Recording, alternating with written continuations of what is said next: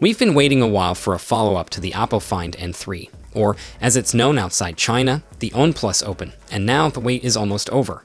Thanks to Oppo executive Zhou Yibao spilling the beans on Weibo via Android Authority, we now know the next-gen foldable is set to be unveiled in just 2 weeks. That means we're looking at a February 19 or 20 launch. And here's the kicker.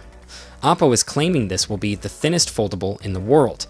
That's right, even slimmer than the Honor Magic V3, which comes in at an ultra-thin 4.4mm when unfolded. Oppo has been flexing this on social media, even comparing it to the M4 iPad Pro and iPhone 16 Pro Max in official images. But thinness isn't the only selling point here. Yibao also confirmed this will be Oppo's first foldable to launch globally under its original name. That raises some interesting questions about the OnePlus Open 2. If Oppo sticks to its usual playbook, we could see the same device launching under 2 different brands, meaning UK and European buyers might have 2 near-identical foldables to pick from. Now, here's where things get really exciting.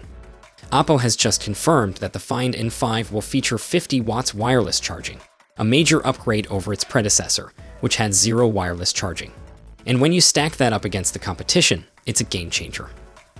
For context, Samsung Galaxy Z Fold 6 support 15 watts wireless charging, while the Google Pixel 9 Pro Fold 7.5 watts wireless charging. In comparison, the upcoming Oppo Find N5 or OnePlus Open 2 will support 50 watts wireless charging. That's more than triple what Samsung is offering, making the Find N5 the fastest wirelessly charging foldable in the US. Of course, it's not just about being thin and charging fast. The Snapdragon 8 Gen 3 Elite is expected to be under the hood, ensuring flagship-level performance. With launch day fast approaching, we're bound to see more leaks and teasers in the coming days. So, what do you think? Is the OnePlus Open 2 shaping up to be the foldable to beat in 2024? Drop your thoughts in the comments. And as always, stay tuned for more updates. I'll catch you in the next one.